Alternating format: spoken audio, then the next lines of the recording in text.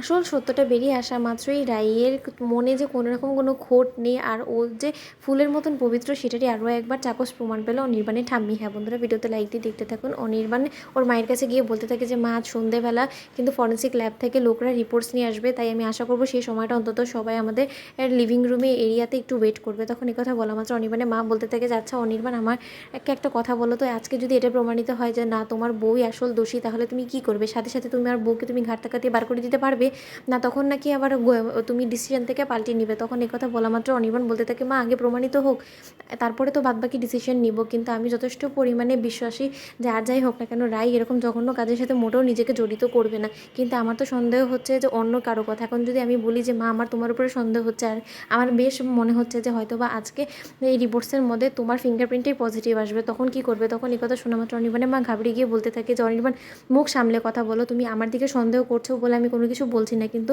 সত্যিকার অর্থে যদি এটা প্রমাণিত না হয় তখন তুমি কি করবে বলো?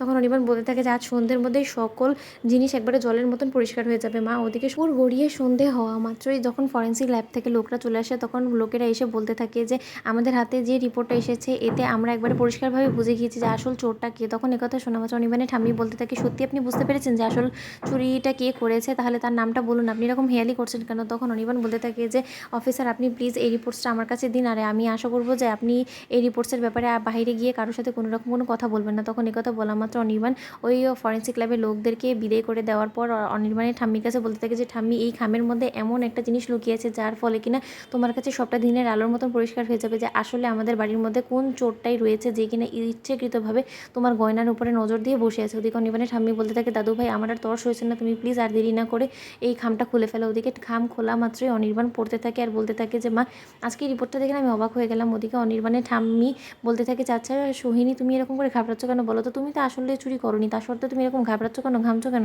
তোমার কি শরীর খারাপ করছে নাকি? তখন অনির্বাণের মা বলতে থাকে মা, আমার মনে হচ্ছে কি আমার শরীরটা খুব খারাপ করছে, আমার বরঞ্চ একটু রেস্ট নেওয়াটাই ভালো। ওদিকে অনির্বাণ বলতে থাকে যে মা, এই কিছুক্ষণের মধ্যে আমি রিপোর্টটা পড়ে তোমাকে শুনিয়ে দিচ্ছি, তারপরে তুমি বরঞ্চ গিয়ে বিশ্রাম নাও। ওদিকে অনির্বাণ প্রথমেই রায়ের রিপোর্টটা পড়ে বলতে থাকে যে ঠাম্মি, রায়ের ফিঙ্গারপ্রিন্ট এখানে ম্যাচ করেনি বিধায় এখানে নেগেটিভ এসেছে।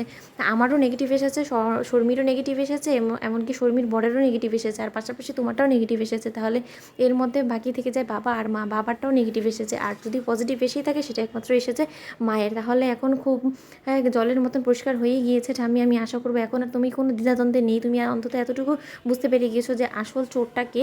আসল চোরটা হলো গিয়ে মা ইচ্ছেকৃতভাবে রাইকে ফাঁসানোর জন্য, এই বাড়ি থেকে তাড়ানোর জন্য এই জঘন্য কাজটা করেছে মা। আমি তো তোমাকে খুব ভালো করে বলেছিলাম যে ভালোই ভালো বলে দাও, কিন্তু তখন তুমি স্বীকার করনি। এখন তুমি কি বলবে বলো? তো বন্ধুরা, ভিডিওটি ভালো লাগতে থাকলে অবশ্যই লাইক কমেন্ট শেয়ার করে সাবস্ক্রাইব করতে ভুলো না।